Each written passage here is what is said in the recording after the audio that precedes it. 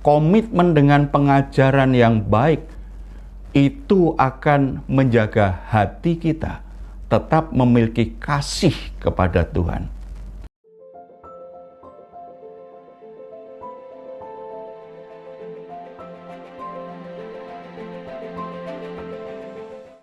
Salam saudara-saudara yang dikasihi oleh Tuhan Yesus Kristus. Ada orang berkata bahwa jatuh cinta itu sejuta rasanya. Kenapa seperti ini? Karena ketika orang sedang jatuh cinta, sepertinya orang bilang dunia ini milik kita berdua, yang lain itu hanya menumpang, hanya kos saja. Lalu segala sesuatu yang dijalani sepertinya indah. Ada seorang gadis yang sedang jatuh cinta kepada seorang pemuda. Ketika dia jatuh cinta, hatinya sangat berbunga-bunga dan bahagia sekali. Sebentar-sebentar dia ingin ketemu dengan pemuda tersebut. Ketika ketemu ingin ngobrol berlama-lama, tidak mau pisah. Sebentar saja dia pulang, sudah ada keinginan untuk berbicara lagi. Dia telepon di jalan, ngobrol lagi. Kemudian sampai di rumah, gak berapa lama dia telepon lagi, ingin berbicara lagi.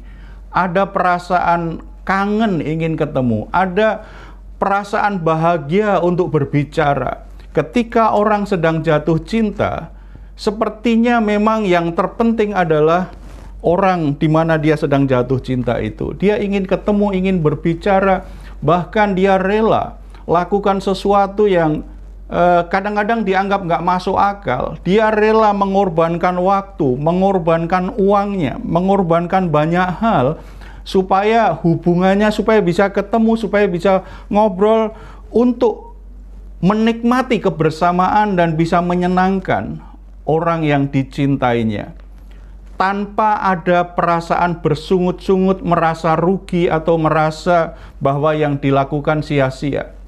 Mungkin ada orang lain atau temannya katakan, kamu itu sekarang terlalu banyak buang-buang waktu. Dia tidak akan pernah bilang bahwa itu buang waktu, karena dia sangat menikmati hubungan itu.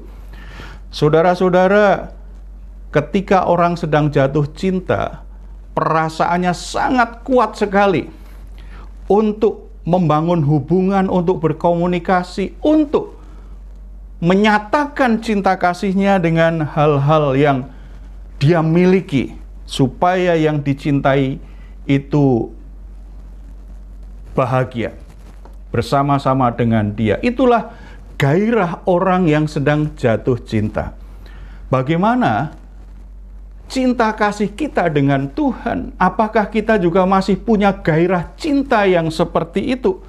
Apakah kita masih jatuh cinta dengan Tuhan sampai saat ini? Apakah hati kita masih berkobar-kobar ketika mengingat Tuhan, ketika kita memuji Tuhan, ketika kita beribadah kepada Tuhan, ketika kita melayani Tuhan? Apakah hati kita masih berkobar-kobar dengan rasa kasih, cinta kasih yang besar kepada Tuhan? Hari ini kita akan melihat dari jemaat Efesus, bagaimana kita bisa merawat kasih mula-mula, kasih di mana kita pertama kali merasa jatuh cinta dengan Tuhan, sehingga hati kita setiap hari, setiap saat, apapun yang kita lakukan, ketika kita berdoa, kita membaca Alkitab, kita beribadah, kita melayani Tuhan, itu karena dorongan rasa cinta yang besar kepada Tuhan. Kita akan membuka Alkitab kita dari kitab Wahyu 2 ayat 1 sampai 7. Saudara-saudara, dari apa yang kita baca hari ini, kita bisa menemukan 3 cara merawat hati kita supaya kasih mula-mula itu tidak hilang, supaya kita selalu jatuh cinta kepada Tuhan, hati kita terus bergairah terhadap Tuhan. Yang pertama, di ayat 2, 3, dan 6, yaitu bertekunlah melakukan pekerjaan iman. Saudara-saudara, bicara kasih itu bicara tentang perbuatan, bukan sekedar perkataan. Ada orang yang pintar berbicara sepertinya dia menyayangi orang-orang di sekitarnya, tetapi dia tidak terampil untuk melakukan. Maka kasih yang dia katakan akan dikatakan itu hanya bohong saja. Itu hanya pura-pura. Kasih itu selalu berbuat. Kasih itu selalu melakukan sesuatu untuk yang dikasihinya. Jemaat Efesus, kalau kita perhatikan ayat 2, 3, dan 4, jelas sekali. Mereka bekerja keras, mereka tekun. Jadi bukan orang-orang Kristen yang malas, bukan orang-orang Kristen yang hanya orang bilang itu hanya angot-angotan, hanya semangat sebentar, setelah itu tidak semangat. Berkobar-kobar hatinya, tapi setelah itu tidak ada gairah sama sekali. Tidak. Bicara tekun itu bicara orang yang konsisten melakukan sesuatu. Orang yang sabar mengikuti proses yang ada. Ini adalah kualitas jemaat Efesus. Mereka juga tidak kompromi dengan dosa. Mereka tidak mau terseret dengan pengajaran-pengajaran yang palsu. Bahkan mereka tegas dengan ajaran palsu. Ada guru-guru yang mengajarkan, sepertinya mengajarkan firman Tuhan, tetapi ternyata tidak ada dasarnya dari Alkitab. Ada guru-guru palsu yang mengajarkan sesuatu yang bertentangan dengan pengajaran para rasul, bertentangan dengan apa yang diajarkan Yesus. Mereka tegas, jemaat Efesus ini tegas menolak mereka. Jadi mereka secara doktrin, iman mereka kuat sekali. Mereka tidak mau kompromi dengan ajaran-ajaran yang menyimpang, ajaran-ajaran yang tidak sesuai dengan kebenaran yang seharusnya. Bahkan mereka berani pikul salib, berani melewati penderitaan itu sedemikian rupa. Mereka menderita karena apa? Bukan karena kesalahannya. Mereka menderita bukan karena perbuatannya yang tercela. Mereka menderita bukan karena mereka melakukan sebuah kesalahan dalam hidupnya, tetapi mereka menderita karena nama Kristus. Berarti ini pikul salib. Mereka jemaat yang berani pikul salib. Bahkan penderitaan-penderitaan, kesulitan-kesulitan, proses yang berat itu mereka berani lalui, mereka tidak menyerah, mereka tidak mundur. Di ayat 3 tadi, engkau tidak mengenal lelah. Mereka terus maju dalam Tuhan. Mereka terus rajin beribadah. Mereka terus rajin pelayanan apapun keadaan dan situasinya. Mereka tidak mengenal lelah. Artinya ini kan orang yang semangatnya terjaga terus. Ayat 6 dikatakan mereka membenci apa yang dibenci oleh Tuhan. Di saat itu ada pengajaran orang yang namanya Nikolaus. Para pengikut Nikolaus ini mencampur adukkan pengajaran Kristen yang murni dengan penyembahan berhala. Mereka ke gereja ya, mereka berdoa menyembah Yesus Kristus ya, tetapi mereka juga menyembah hal-hal yang lain yang menjadikan berhala dalam hidup mereka. Saudara-saudara, apa yang dibenci oleh Tuhan, jemaat Efesus juga membencinya. Saudara-saudara dapat gambaran yang luar biasa bahwa jemaat Efesus itu, kalau istilah anak-anak sekarang, ini bukan orang Kristen kaleng-kaleng. Bukan orang Kristen yang asal-asalan. Mereka orang Kristen yang punya komitmen besar untuk menjalani hidupnya, melakukan hal-hal baik seperti yang diajarkan oleh firman Tuhan. Seperti apa yang mereka imani. Jadi apa yang mereka imani itu bukan sekedar jadi pengetahuan mereka, tetapi mereka sungguh-sungguh mempraktekkan, mereka melakukan hal-hal baik dalam hidup kekristenan mereka. Saudara-saudara, saya beruntung karena ketika saya awal-awal ke gereja, saya ada di sebuah gereja dan komunitas pelayanan pemuda remaja yang banyak mengajarkan kepada saya supaya tidak hanya jadi orang Kristen, remaja Kristen yang asal-asalan saja, yang penting ke gereja cukup. Tetapi saya diajarkan bagaimana melakukan firman Tuhan. Saya diajarkan bagaimana mewujudkan misi Tuhan. Saya pertama kali ke gereja SMP kelas 3.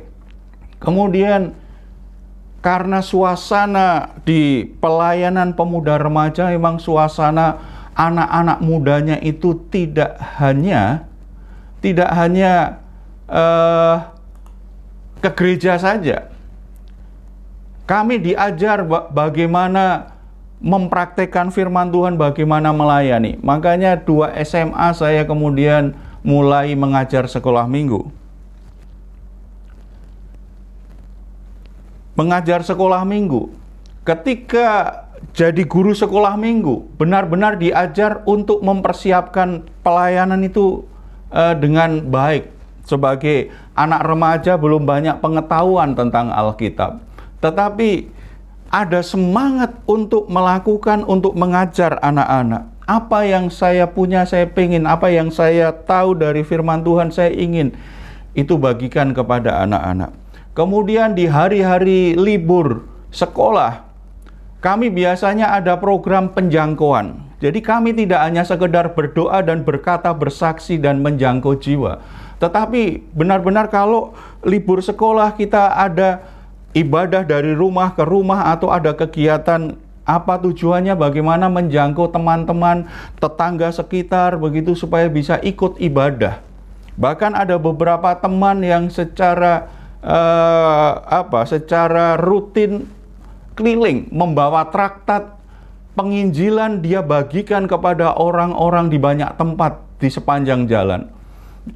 Kalau ada kegiatan kita tidak pernah minta, tidak pernah mengganggu keuangan gereja. Pemuda remaja mencari dana sendiri. Ada yang jualan kaset, ada yang jualan buku, ada yang jualan makanan, apa saja dilakukan supaya dapat uang dan bisa membiayai retreat, misalnya youth camp atau apa begitu. Jadi dari remaja saya bersyukur karena saya diajar bahwa iman itu bukan sekedar omongan. Iman itu bukan sekedar kata-kata. Iman itu harusnya dipraktekkan. Iman itu harusnya mencintai apa yang dicintai Tuhan. Iman, kalau saya beriman kepada Yesus, kalau saya mengasihi Yesus, seharusnya saya mencintai keluarganya Yesus. Seharusnya saya mencintai pekerjaannya Yesus. Seharusnya saya mencintai apa yang dirindukan oleh Yesus. Dan seharusnya saya juga membenci apa yang dibenci oleh Tuhan. Saya bersyukur di masa-masa remaja saya dan pemuda saya dapat komunitas yang seperti itu. Dan tidak hanya saya, ada beberapa teman akhirnya terpanggil menjadi hamba Tuhan. Setelah mereka dewasa, banyak yang jadi hamba Tuhan, melayani di banyak gereja hingga saat ini. Saudara-saudara, bagaimana dengan kita? Apa yang saudara percayai sebagai orang Kristen? Apa yang saudara imani sebagai orang Kristen? Apa yang saudara ketahui sebagai orang Kristen?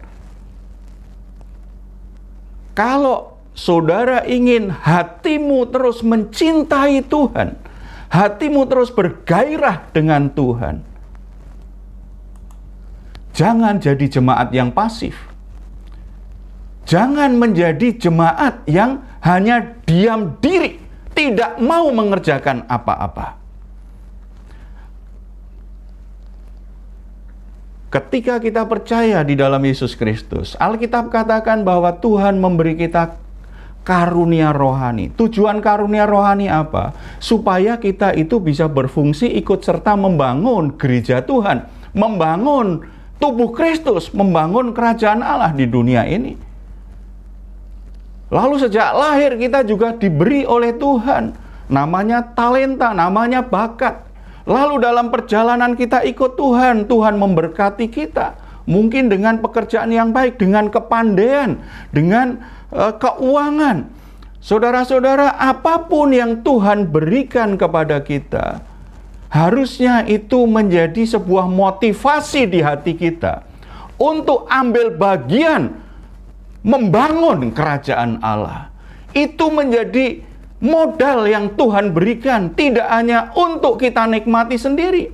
Kepandaian kita, bakat kita, kemampuan kita, potensi kita, karunia kita, segala sesuatu yang Tuhan sudah berikan kepada kita, itu menjadi bagian panggilan kita sebagai orang Kristen, supaya kita bisa membangun kerajaan Allah, supaya kita bisa ikut bekerja dalam pekerjaannya Tuhan. Ketika kita ikut dalam pekerjaan Tuhan, kita akan mengalami bagaimana Tuhan menyertai, bagaimana Tuhan menolong, bagaimana Tuhan menjamah orang-orang yang kita layani. Di situ hati kita akan terus bertahan, berkobar-kobar untuk Tuhan. Demikian juga, berapa kali saudara dengar khotbah, berapa kali saudara baca Alkitab, dari awal sampai akhir sudah selesai. Terlalu banyak orang Kristen yang hanya semakin banyak tahu. Di masa remaja saya, di masa itu, jarang sekali ada seminar rohani. Jarang sekali ada KKR. Jarang sekali kita bisa belajar. Yang mengajarkan firman Tuhan, yang pertama adalah gembala saya. Yang kedua adalah pembimbing rohani saya. Lalu, paling ada buku-buku. Di gereja ada perpustakaan. Ada buku-buku rohani yang saya baca. Mungkin dari sisi akses, kesempatan untuk belajar firman Tuhan terbatas. Tetapi lebih baik kita tidak tahu banyak firman Tuhan, tetapi lebih banyak melakukan firman Tuhan, daripada kita belajar banyak tetapi melakukan sedikit. Praktekkan firman Tuhan dalam hidupmu sehari-hari. Saudara-saudara, melakukan yang baik, pekerjaan baik yang Tuhan ajarkan, komitmen dengan pengajaran yang baik, itu akan menjaga hati kita tetap memiliki kasih kepada Tuhan.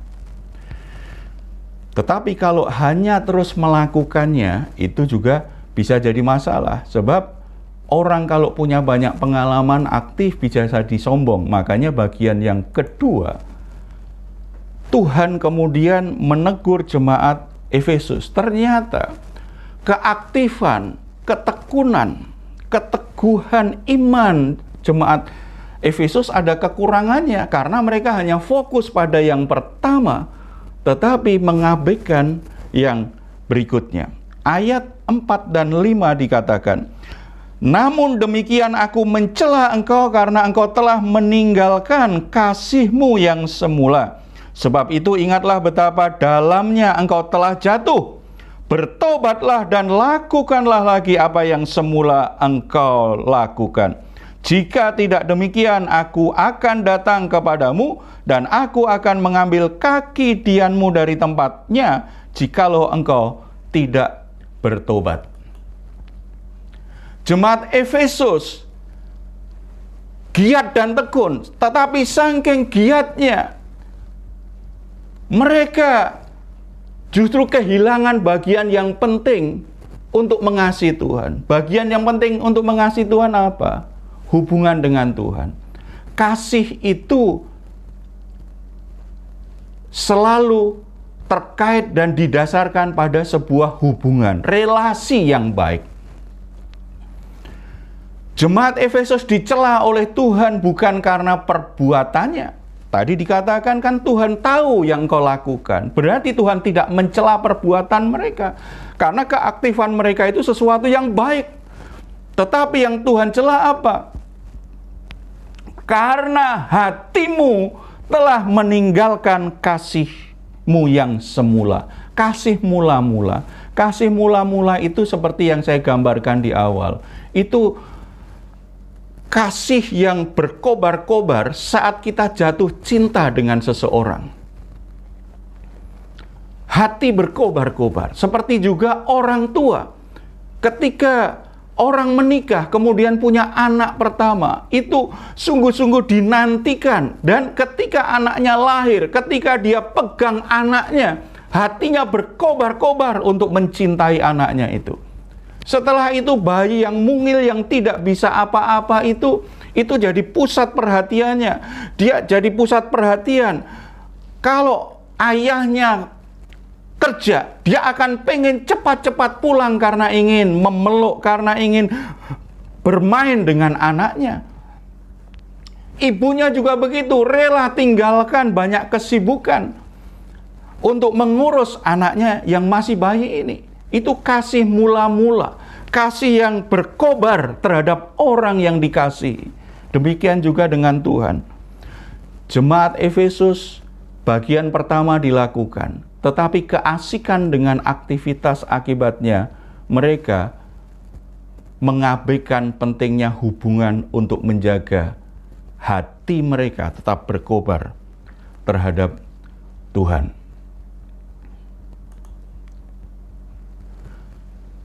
Perbuatan baik tanpa kasih itu bisa menyebabkan kesombongan dan kemunafikan. Seperti tadi di awal saya katakan, kalau kita hanya berbuat baik, melayani, lalu kita membantu orang lain, kita lakukan hal-hal rohani, rajin berdoa, rajin baca Alkitab, kita rajin untuk bersaksi, kita rajin untuk diskusi Alkitab, kita senang membicarakan ayat dan pelayanan. Tetapi kalau tanpa kasih, itu akan menumbuhkan kesombongan di hati kita. Karena kita merasa jadi orang baik, kita merasa sudah berjasa kepada Tuhan, berjasa kepada gereja, kita merasa kita ini dibutuhkan orang lain. Ada kesombongan tanpa kasih.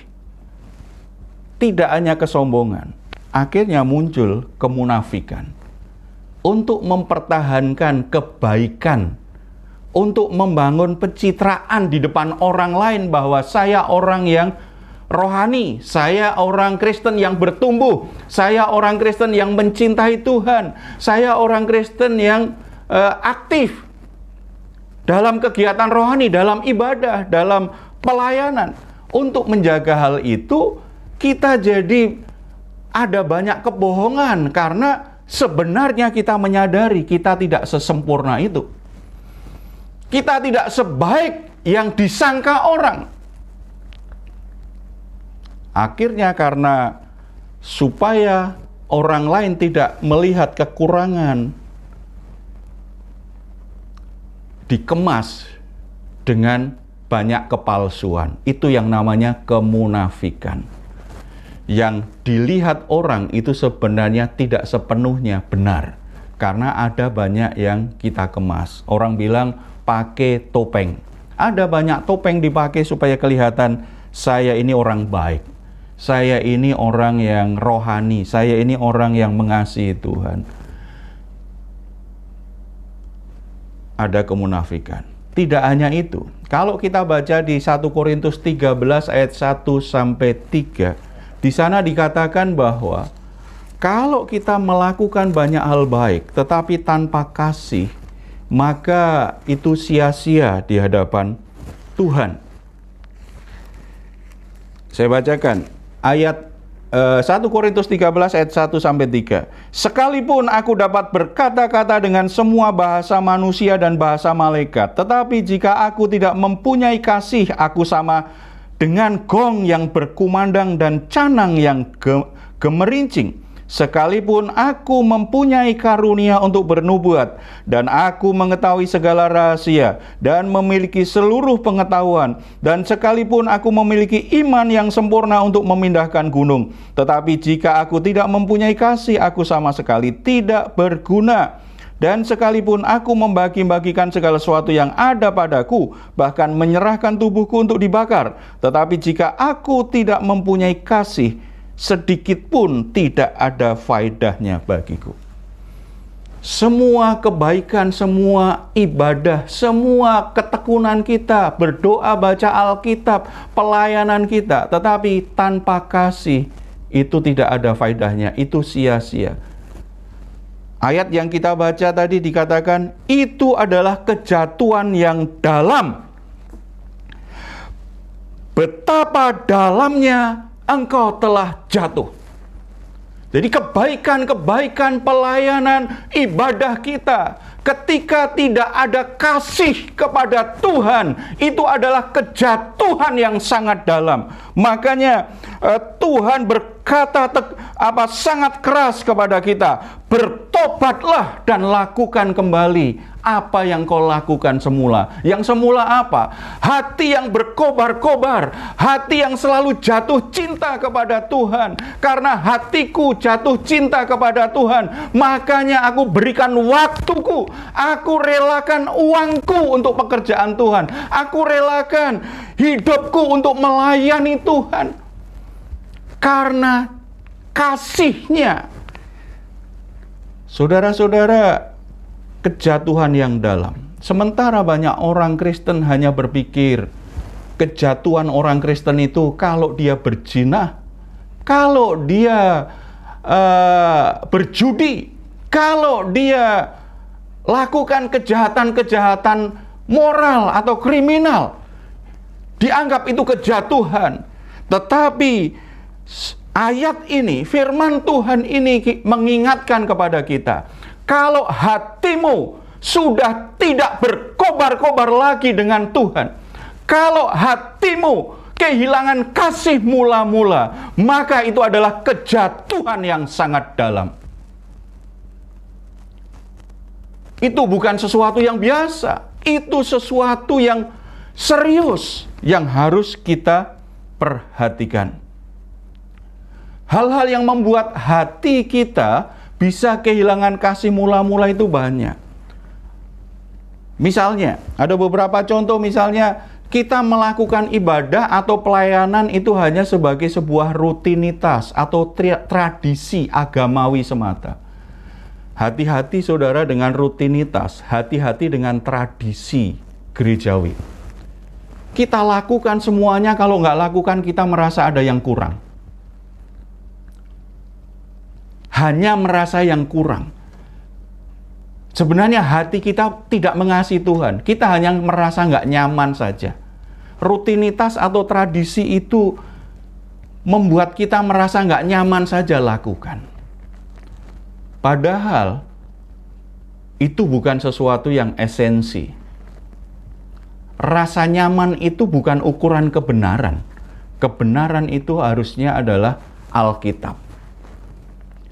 Ketika kita merasa nggak nyaman dengan sesuatu, bukan berarti itu kita sudah melanggar kebenaran firman Tuhan. Mungkin karena kita tidak melakukan yang seharusnya saja, yang jadi rutinitas kita. Hati-hati, rutinitas bisa membunuh hati kita. Makanya kalau kita masih ibadah, kita masih saat teduh, kita masih melayani, apakah itu jadi saudara anggap sesuatu yang biasa? Ketika saudara merasa bosan atau menganggap itu sesuatu yang biasa, itu hanya rutinitas, saudara kehilangan hatimu di hadapan Tuhan. Itu adalah sebuah kejatuhan yang dalam. Tuhan berkata, bertobat. Mungkin kita orang baik, tetapi kalau kehilangan hatimu di hadapan Tuhan, itu kejatuhan yang dalam. Selain hal itu, yang mengganggu hati kita mengasihi itu biasanya terkait hal-hal yang memadamkan roh. Kalau di Efesus pasal 4, ayat 32 dan 3:1, ada hal-hal yang bisa memadamkan roh. Dan itu membuat hati kita menjadi padam terhadap Tuhan, terhadap hal-hal rohani. Apa itu? Dan janganlah kamu mendukakan Roh Kudus Allah yang telah memeteraikan kamu menjelang hari penyelamatan. Segala kepahitan, kegeraman, kemarahan, pertikaian, dan fitnah hendaklah dibuang dari antara kamu, demikian pula segala kejahatan. Hati yang dipenuhi dengan kepahitan, hati yang dipenuhi dengan kegeraman, hati yang dipenuhi dengan kemarahan, hati yang dipenuhi dengan pertikaian, fitnah, itu akan memadamkan roh kita untuk mengasihi Tuhan. Itu membuat kita kehilangan kasih mula-mula. Itu membuat kita tidak lagi bergairah untuk Tuhan, tidak lagi bisa jatuh cinta dengan Tuhan.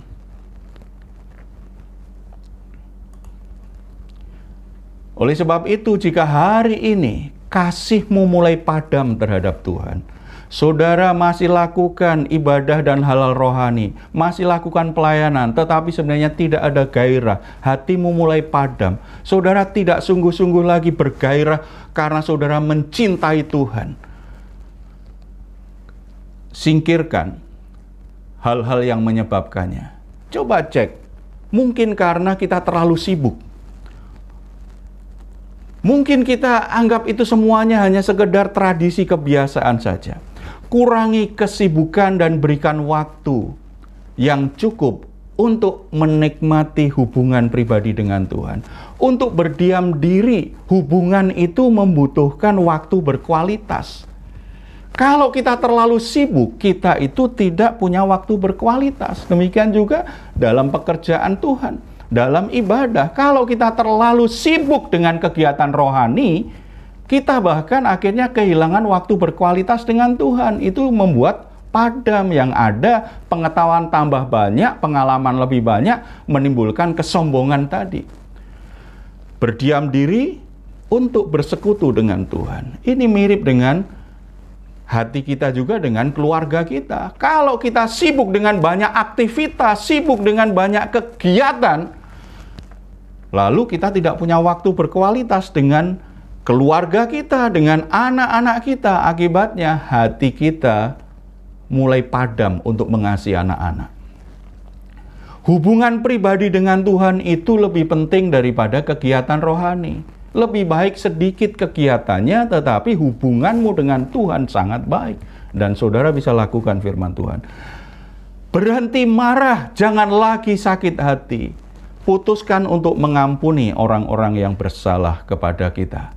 Kalau saudara tidak mau mengampuni, maka hatimu tidak mungkin berkobar-kobar bagi Tuhan. Rohmu akan padam. Yang terakhir, mendengar suara Tuhan dengan benar. Di ayat 7 dikatakan, siapa bertelinga hendaklah ia mendengarkan apa yang dikatakan Roh kepada jemaat-jemaat. Saudara, menjaga hati kita tetap berkobar, tetap memiliki kasih mula-mula, tetap jatuh cinta kepada Tuhan. Kita harus belajar membiasakan diri mendengarkan suara Tuhan. Ujian kasih jemaat Efesus itu apa? Apakah mereka mau mendengar apa yang dikatakan Roh Kudus? Padahal yang dikatakan Roh Kudus ternyata tidak hanya yang manis-manis dan enak didengar, tetapi Tuhan berkata sangat keras. Tuhan berkata, aku mencela engkau karena engkau sudah meninggalkan kasih mula-mula. Ujian kasih dari jemaat Efesus apa? Dia mau mendengarkan Tuhan walaupun suara Tuhan itu sifatnya teguran keras kepada dia. Saudara-saudara, kalau ingin menjaga hati tetap mengasihi Tuhan, jangan hanya mau menerima firman Tuhan yang enak-enak, yang menyenangkan telinga kita, yang sesuai dengan keinginan kita. Tidak. Belajar mendengar suara Tuhan sepenuhnya. Suara Tuhan di masa kini itu bisa kita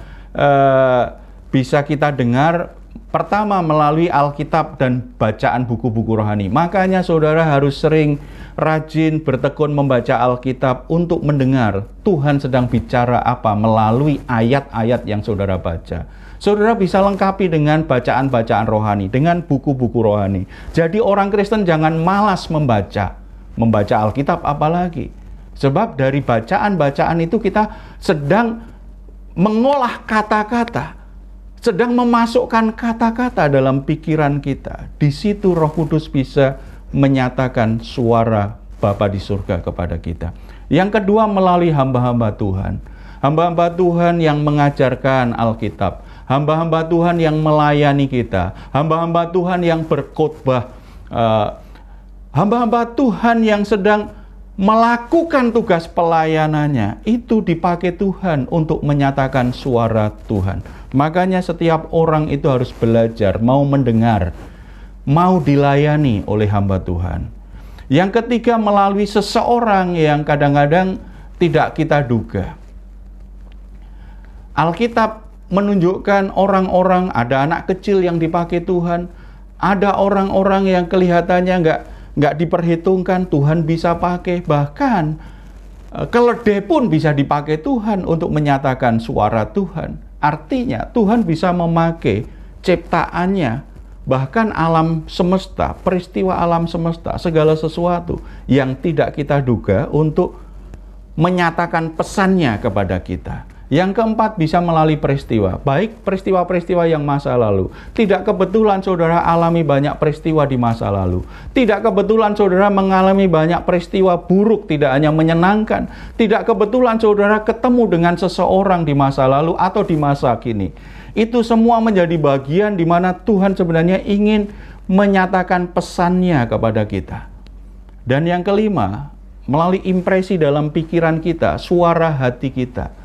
Kadang-kadang tuh ada seseorang yang kadang-kadang bisa mendengar suara Tuhan di telinganya atau di hatinya. Tetapi bisa kesan sekilas dalam pikirannya. Jadi Tuhan bisa secara aktif bicara memakai segala sesuatu. Intinya adalah, sebagai orang Kristen, saudara harus belajar mendengar suara Tuhan. Makanya kita harus tahu di mana, bagaimana, kapan Tuhan berbicara kepada kita. Orang yang memiliki kasih mula-mula akan memberikan perhatian ketika Tuhan berbicara. Mempercayai yang Tuhan katakan. Maka hatinya terbuka terhadap tugaran Tuhan dan menanggapinya secara positif. Seperti orang yang jatuh cinta, selalu memberi perhatian kepada yang dicintainya. Yang diomongin, kekasihnya diberi perhatian, bahkan panjang pun diperhatikan itu. Bahkan mungkin yang diomongin juga gitu-gitu saja. Tetapi karena hatinya berkobar-kobar, memberi perhatian, dan yang dikatakan kekasihnya dia percayai. Karena dia lagi jatuh cinta. Demikian juga kalau hati kita berkobar dengan Tuhan, kita mudah percaya kepada firman Tuhan yang kita baca atau kita dengar. Kalau hati kita sulit untuk percaya, ada kemungkinan hati kita lagi padam terhadap Tuhan. Ditegur Tuhan pun akhirnya lembut hati karena percaya Tuhan. Karena kita percaya Tuhan mengasihi kita, Tuhan menegur pun kita akan percaya. Alkitab memberi banyak contoh. Misalnya ketika orang-orang mendengar Petrus khotbah di hari Pentakosta, ketika Petrus bicara, berkhotbah, kemudian mereka tersentuh hatinya terharu, mereka berkata, apa yang harus kami lakukan? Merespon khotbah itu. Seketika 3.000 orang akhirnya terima Kristus. Daud juga, ketika Daud jatuh dalam dosa, Tuhan memakai Nabi Nathan untuk menegur Daud. Daud tidak mengeraskan hati, dia langsung bertobat, merespon. Karena apa? Hatinya mengasihi Tuhan. Dia percaya Tuhan tidak jahat walaupun Tuhan menegur dia dengan keras. Ketika mendengarkan suara Tuhan, misalnya melalui pembacaan Alkitab kita, melalui buku rohani, khotbah, peristiwa atau bisikan Roh Kudus tadi yang saya jelaskan. Saudara Berikan respon yang benar. Jangan mengeraskan hati, tetapi responi secara positif, lakukan. Kalau memang harus ada perubahan, lakukan perubahan. Kalau ada yang harus ditinggalkan, putuskan untuk meninggalkan. Itulah namanya bertobat. Kasih mula-mula kepada Tuhan akan terus berkobar di hati kita jika kita membiasakan diri berbuat baik seperti yang Tuhan ajarkan. Menjaga hati terhadap hal-hal yang akan memadamkan kasih kita kepada Tuhan dan selalu merindukan Tuhan senantiasa. Sebagai orang Kristen, oleh sebab itu mari kita jangan hanya berteori saja. Jangan hanya rajin untuk berbicara dengan ayat-ayat hal-hal rohani saja, tetapi bertekunlah dalam pekerjaan baik. Bersihkan hatimu dari kesombongan, dari akar pahit, serta responi suara Tuhan dengan hati yang lemah lembut.